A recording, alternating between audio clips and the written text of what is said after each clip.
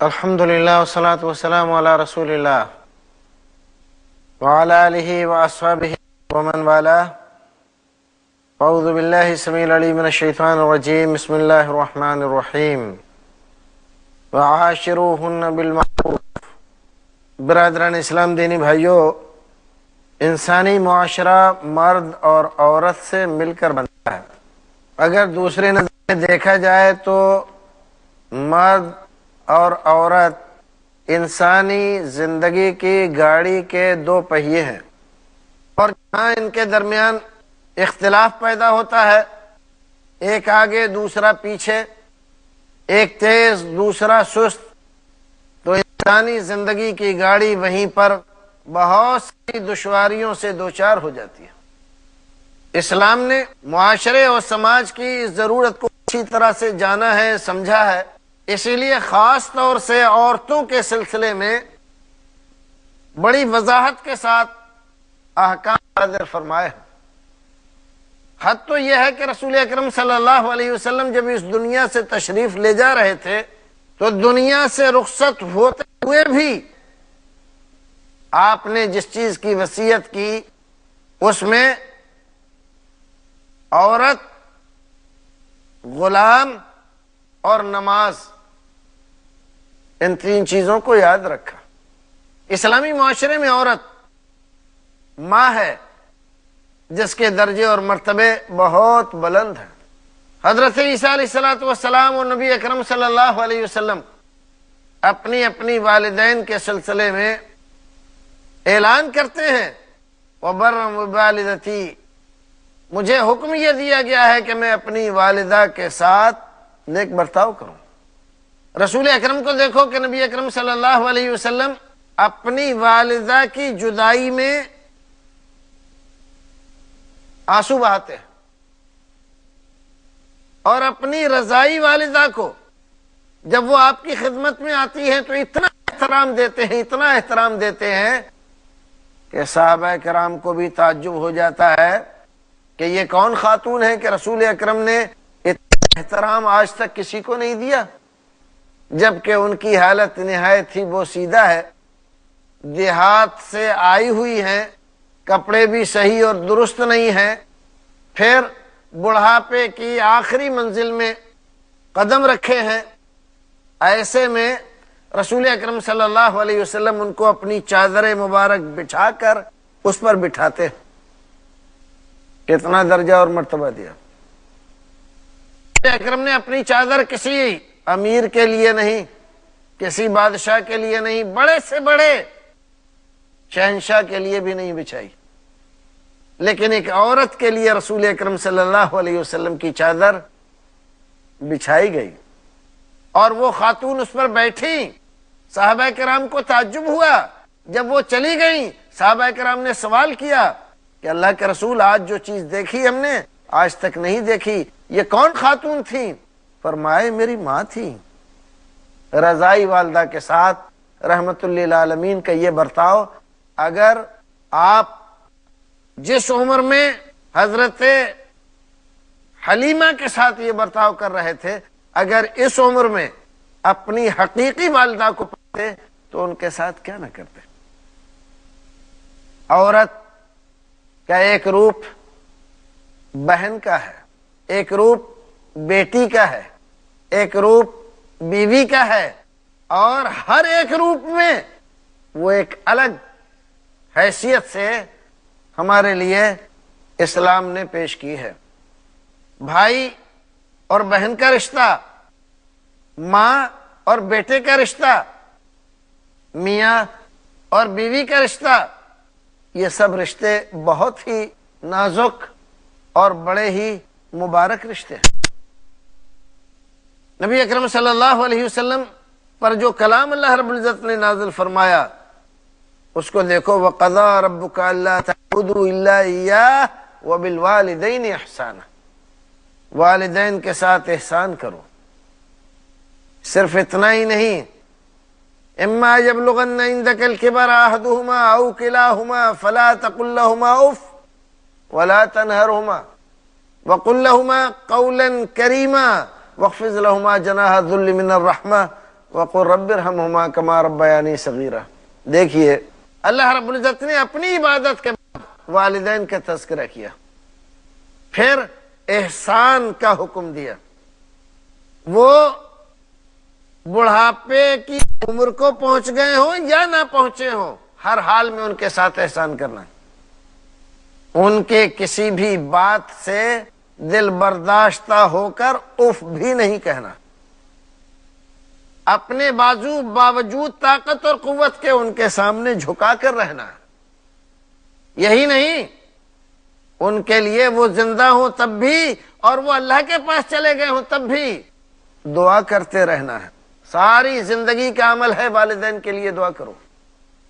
کتنا اونچا مقام دیا اسلام نے عورت کو۔ قرآن کہتا ہے وَعَاشِرُوهُنَّ بِالْمَعْرُوفِ، عورتوں کے ساتھ اچھا برتاؤ کرو، غلط برتاؤ کی اجازت نہیں ہے، اور اگر تم نے غلط برتاؤ کیا تو یہ مت سمجھنا چھوڑ دیے جاؤ گے، نہیں، اللہ رب العزت کے یہاں پکڑے جاؤ گے، وہ دیکھ رہا ہے، سن رہا ہے، جان رہا ہے۔ ایک حدیث میں رسول اکرم صلی اللہ علیہ وسلم فرماتے ہیں استوصوا بالنساء خیرا، لوگوں عورتوں کے بارے میں میری اچھی وصیت قبول کرو۔ رسول اکرم وصیت کر رہے ہیں، اپنے بارے میں نہیں، صحابہ کرام کے بارے میں نہیں، کسی اور کے بارے میں نہیں، بلکہ عورتوں کے بارے میں۔ اور رسول اکرم نے ابتدا ہی سے لوگوں کو ذہنی طور پر اس کے لیے تیار کیا ہے کہ وہ آنے والی دشواریوں اور پریشانیوں کو پہلے سے تیار رہنے کی صورت میں حل کریں۔ اچانک کوئی پریشانی آ جائے، کوئی ایسی چیز آ جائے جو ذہن کے سمجھ کے برخلاف ہے، تو آدمی کبھی کبھی مشتعل ہو جاتا ہے، وہ کر بیٹھتا ہے جو نہیں کرنا چاہیے۔ اسلام نے پہلے ہی سے اس کو ذہنی طور پر نارمل رکھا ہے، سمجھا دیا ہے، تیار رکھا ہے کہ ایسا ہو سکتا ہے۔ رسول اکرم فرماتے ہیں فَإِنَّ الْمَرْأَةَ خُلِقَتْ مِنْ ضِلْعٍ، عورت کو اللہ رب العزت نے مرد سے پیدا کیا ہے، لیکن مرد کی پسلی سے پیدا کی گئی ہے عورت۔ اور ہم اور آپ یہ سب جانتے ہیں کہ پسلی انسان کے جسم کی وہ ہڈی ہے ملائم و نرم جو ٹیڑھی ہوتی ہے، باقی اکثر ہڈیاں سیدھی ہیں، لیکن یہ فطری طور پر ٹیڑھی ہوتی ہے، اس کی بناوٹ ہی ٹیڑھی ہے۔ اور یہ بھی فرمایا کہ پسلی ٹیڑھی تو ہوتی ہے لیکن سب سے زیادہ ٹیڑھی اوپر والی پسلی ہوتی ہے۔ فَإِن ذَهَبْتَ تُقِيمُهُ كَسَرْتَهُ، اگر تم اس کو سیدھا کرنا چاہو گے تو سیدھا تو ہوگی نہیں، ٹوٹ جائے گی۔ وَإِن تَرَكْتَهُ لَمْ يَذَلْ أَعْوَجْ، اور اگر تم اس کو ایسے ہی چھوڑ دو گے تو ٹیڑھی ہی رہے گی، اپنے آپ بھی سیدھی نہیں ہوگی۔ دو باتیں بتلائی رسول اکرم نے۔ عورت کی فطرت میں کجی ہے، ٹیڑھ پن ہے، وہ مرد کی پسلی سے پیدا کی گئی ہے۔ مرد کی پسلی ٹیڑھی ہوتی ہے، عورت کی پسلی بھی ٹیڑھی ہوتی ہے، لیکن پسلی میں سب سے زیادہ ٹیڑھ اوپر والی پسلی میں ہوتا ہے۔ اب اگر تم اس کو سیدھا کرنا چاہو گے تو کیا سیدھا کر لو گے؟ سیدھا نہیں ہوگی۔ اور اگر سیدھا کرنے پر لگ جاؤ زبردستی تو کسرتہ، تو تم اس کو توڑ دو گے، سیدھا نہیں کر پاؤ گے۔ ایک روایت میں رسول اکرم صلی اللہ علیہ وسلم نے اس کی وضاحت بھی فرمائی کہ توڑ دینے کا کیا مطلب ہے۔ فرمایا وَكَسْرُهَا طَلَاقُهَا، کہ اس کے توڑ دینے کا معنی یہ ہے کہ اسے تم طلاق دے بیٹھو گے، یہ رشتہ ٹوٹ جائے گا، باقی نہیں بچے گا۔ اس لیے اس کو سیدھا کرنے کی کوشش، ایسی چیز کو سیدھا کرنے کی کوشش ہے جو ناممکن ہے۔ کسی عورت کو آپ پورا سیدھا کر دیں، ناممکن ہے۔ ہاں، وہ اپنی دینداری، تقوی شعاری، پرہیزگاری، سمجھداری سے اپنے آپ یہ ثابت کرے کہ میرے اندر کوئی ٹیڑھ نہیں ہے، تو یہ اس کی اپنی بات ہے، اور یہ ممکن ہے، یہ اچھا ہے، کیونکہ ساری عورتیں ایک جیسی نہیں ہوتی۔ جیسے سارے مرد ایک جیسے نہیں ہوتے. عورتوں میں بعض ایسی بھی گزری ہیں، عام انسانوں نے نہیں، اللہ نے، رسول نے ان کی تعریف فرمائی، ان کے گنگاہ ہیں، ان کو جنتی فرمایا ہے، ان کو بڑے درجوں اور مرتبوں کا مالک بتلایا ہے. وہ بھی عورتیں تھیں، کجی اور ٹیڑھ تھی، لیکن انہوں نے اپنی محنت اور کوشش سے، تقوی سے، پرہیزگاری سے، دینداری سے اس کجی کو دور کر دیا. تو رسول اکرم فرماتے ہیں فَإِن ذَهَبْتَ تُقِيمُهُ كَسَرْتَهُ، اگر تم اس کو زبردستی سیدھا کرنا چاہو گے تو توڑ دو گے، سیدھا نہیں ہو پائے گی. اور اگر تم چھوڑ دو گے لم یزل آوج، تو وہ اپنے آپ بھی سیدھی نہیں ہوگی. فاستوصوا بالنساء، تو عورتوں کے بارے میں نیک وصیت قبول کرو. رسول اکرم صلی اللہ علیہ وسلم کی یہ حدیث بخاری اور مسلم کی حدیث ہے. حضرت ابو ہریرہ روایت کرتے ہیں، اور اس سے ہمیں یہ بات ملی کہ عورتوں کے اندر فطری طور پر تھوڑی سی کجی موجود ہے، اس کے ساتھ ہمیں ان کے ساتھ نبھا کرنا چاہیے، پہلے ہی سے یہ جان کر کہ ایسا ہوگا، رہے گا ایسا، اس کو جدا نہیں کیا جا سکتا ہے. پھر اس کے بارے میں اچھی وصیت قبول کریں. مسلم شریف کی کتاب الوصیہ اور کتاب الرضا کی حدیث ہے، آپ نے فرمایا لا یفرق مومن مومنۃ، کوئی مومن مرد مومنہ عورت سے بغض نہ رکھے، اس سے اتنا زیادہ ناراض نہ ہو جائے کہ نبھا کی کوئی صورت ان کے درمیان نہ بنے، جب ملیں تو برائی کے ساتھ ملیں. ایسا نہ کرے. کیوں؟ اس لیے کہ اگر ایک چیز عورت میں بری نظر آتی ہے تو ضروری نہیں ہے کہ ساری ہی چیزیں بری ہیں اس کی، کوئی دوسری چیز اچھی ہوگی. عورت کے بہت سے روپ ہیں، اور ہر روپ الگ حیثیت رکھتا ہے. عورت کھانا پکاتی ہے، بہت سی عورتیں بہت اچھا کھانا پکاتی ہیں. عورت کپڑے دھوتی ہے، بعض عورتیں بڑے سلیقے سے کپڑے دھوتی ہیں. عورتیں بچے پالتی ہیں، بعض عورتیں بڑے سلیقے سے بچے پالتی ہیں. عورتیں گھر کی دیکھ بھال کرتی ہیں، بعض عورتیں بڑے سلیقے سے دیکھ بھال کرتی ہیں. بعض عورتیں اس کے برخلاف ہوتی ہیں، بچے پالنے میں بھی پھوہڑ ہیں، کھانا بنانے میں بھی پھوہڑ ہیں، کپڑے دھونے میں بھی پھوہڑ ہیں، اور کام کرنے میں بھی پھوہڑ ہیں. لیکن ان تمام چیز کے باوجود سب میں پھوہڑ ہیں، لیکن اپنے شوہر سے بے انتہا محبت کرتی. دیکھیے اتنی ساری باتوں کے مقابلے میں عورت کا اپنے شوہر کے ساتھ محبت، اور ٹوٹ کے محبت، اور پوری خیر خواہی کے ساتھ ایسی محبت کہ اپنے بیٹے والوں، ماں باپ، بھائی بہن سے لڑنے کے لیے تیار ہے اپنے شوہر کے لیے. یہ بات ایسی ہے کہ اس کی ہزار خطائیں ایک طرف اور اس کی یہ ایک اچھائی ایک طرف. اسی لیے رسول اکرم صلی اللہ علیہ وسلم نے فرمایا کہ بغض نہ رکھو. ایک چیز اس کی ناپسند لگتی ہے تو دوسری چیز اچھی بھی لگے گی. بعض عورتیں ہیں کام کرنے میں پھوہڑ ہیں، لیکن شکل و صورت اللہ رب العزت نے ایسی دی ہے ان کو کہ مرد دن بھر کی تکان کے بعد کام کاج سے فارغ ہو کر جب گھر آتا ہے اور جب وہ اپنی بیوی کو دیکھتا ہے تو ساری تکان اس کو دیکھ کر دور ہو جاتی ہے. وہ استقبال کرتی ہے، اس کا خوشی کے ساتھ ملتی ہے، اس کو چائے پیش کرتی ہے، اس کو پانی لا کے پلاتی ہے. اتنی بات سے دن بھر کی تکان اس کی دور ہو جاتی ہے. تو کوئی نہ کوئی صفت ہر عورت میں ایسی ہوتی ہے کہ جس کو آپ ذہن میں اگر رکھیں تو اس کی کچھ برائیاں، کچھ کجیاں، کچھ خامیاں اگر ہیں تو ان کو آپ نظر انداز کر سکتے ہیں. نبھانے کے لیے، زندگی کی گاڑی پٹری پر رہنے کے لیے، میاں بیوی کے تعلقات کو بہتر بنانے کے لیے رسول اکرم صلی اللہ علیہ وسلم نے ہمیں ایک اصول دیا ہے، اور اصول یہ ہے کہ 100% کوئی درست نہیں ہوتا. نہ مرد 100% درست ہوتا ہے، نہ عورت 100% درست ہوتی ہے. اگر ایک خرابی اس کے اندر ہے تو دوسری بھلائی بھی، اچھائی بھی ہوتی ہے. ایک چیز بری لگتی ہے لیکن دوسری چیز اچھی لگتی ہے. تو آپ ایک بری چیز کو دیکھ کر اس سے بغض کرنے لگیں، اس کو دور کرنا چاہیں، اس کو طلاق دے کر جدا کرنا چاہیں، تو یہ مناسب نہیں ہے، کیونکہ اگر ایک برائی اس کے اندر ہے تو ایک اچھائی بھی ہے۔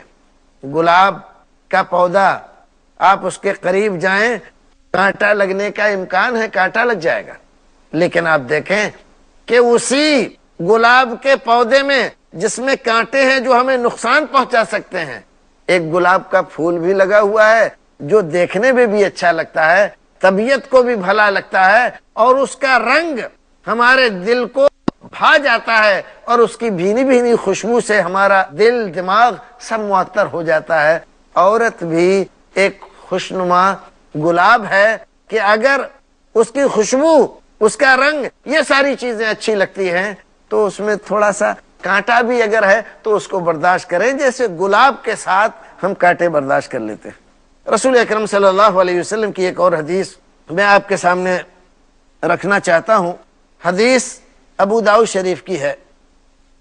رسول اکرم صلی اللہ علیہ وسلم نے اس حدیث میں مرد کا حق عورت پر، عورت کا حق مرد پر کیا ہے، اور اس حق کو پہچاننا ہمارے لیے، آپ کے لیے، سب کے لیے ضروری ہے۔ عورت کے لیے بھی کہ اس سے زیادہ کا مطالبہ نہ کرے، مرد کے لیے بھی کہ جو اس کا حق ہے تو اس کو ادا کرے۔ کیا فرمایا آپ نے؟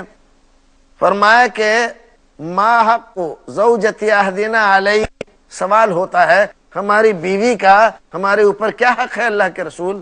آپ نے فرمایا ان تطعمها اذا طعمت، جب تو کھائے تو اسے بھی کھلا، وتکسوها اذا اکتسیت، اور جب تو پہنے تو اسے بھی پہنا، ولا تضرب الوجہ ولا تقبح ولا تحجر الا فی البیت، اور یاد رکھ کبھی اس کے چہرے پر مت مار، کبھی اس کے خاندان کو برا بھلا کہہ کے اس کو یاد مت کر، اس کو نکتی، کانی کبڑی، کالی ٹوٹی، اس طرح کے الفاظ سے یاد مت کر، اور ولا تحجر الا فی البیت، اور اگر ناراضگی ہے، نہیں ملنا چاہتا ہے تو اسے گھر سے مت نکال۔ دیکھیے آج کا معاشرہ اور سماج جس انداز کا ہے، رسول اکرم صلی اللہ علیہ وسلم کی یہ حدیث اس کی ناہمواریوں کو کتنے بہتر انداز سے درست فرماتی ہے۔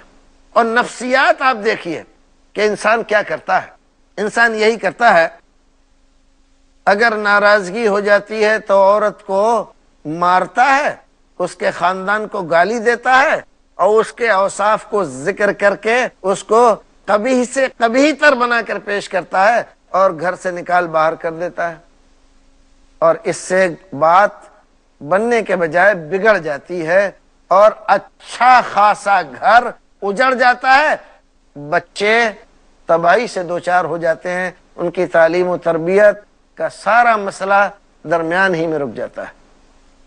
رسول اکرم صلی اللہ علیہ وسلم نے عورت کا حق بتلایا کہ جب تم کپڑے پہنو تو اس کو بھی پہناؤ، یہ نہیں کہ آپ تو خوب کپڑے بنائے جا رہے ہیں اور عورت ایک ہی کپڑے میں گزارا کر رہی ہے۔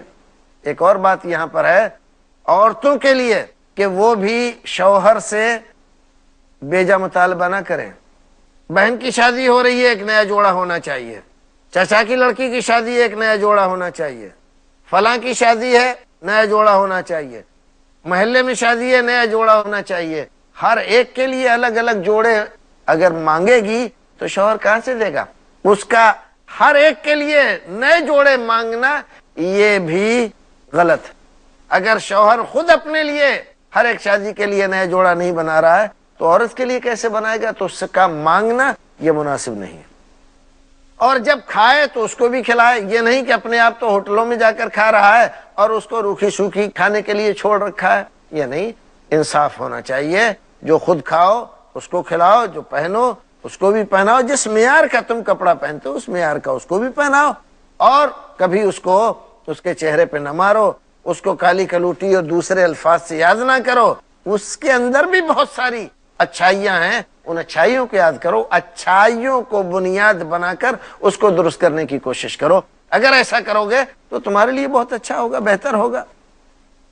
نبی اکرم صلی اللہ علیہ وسلم نے اچھا مومن، معیاری مومن، اللہ اور اس کے رسول کی نظر میں بہتر مومن کون ہے؟ اس سوال کا جواب عنایت فرمایا علی المؤمنین ایمانا احسنہم خلقا، سب سے معیاری اور بلند ترین مومن وہ ہے جس کا اخلاق بہت بہتر ہے، جس کے اخلاق بڑے اچھے ہیں وہ بہت اچھا ہے۔ جس کے اخلاق اچھے نہیں ہیں، کتنا ہی نمازی، کتنا ہی روزے دار، کتنا ہی دیندار، پرہیزگار، متقی بنتا ہو، لیکن وہ اللہ کی نظر میں، رسول کی نظر میں اچھا نہیں ہے۔ اگر دیندار پرہیزگار ہے تو اس کو چاہیے کہ اپنے اخلاق بھی بہتر بنائے، کہ رسول اکرم صلی اللہ علیہ وسلم کی اس تعریف کے تحت آئے۔ نبی اکرم صلی اللہ علیہ وسلم نے ایک بار ایک حدیث میں ارشاد فرمایا، صحیح حدیث ہے، خیارکم خیارکم لأہلی وَأَنَا خَيْرُكُمْ لِأَهْلِي، تم میں سب سے بہتر آدمی وہ ہے جو اپنے اہل و عیال کے لیے اچھا اور بہتر ہو، بیوی بچوں کے لیے، اور میں تم تمام میں اچھا ہوں، میں اپنی بیوی اور اپنے بچوں کے لیے اچھا ہوں۔ رسول اکرم صلی اللہ علیہ وسلم کی 11 بیویاں تھیں، 11 بیویاں ہونے کے باوجود آپ نے کبھی کسی بیوی کو مارا نہیں، پوری زندگی میں کبھی کسی بیوی کو گالی گلوچ نہیں کی، کبھی کسی کو گھر سے نہیں نکالا۔ یہ معیار ہے اچھا ہونے کا۔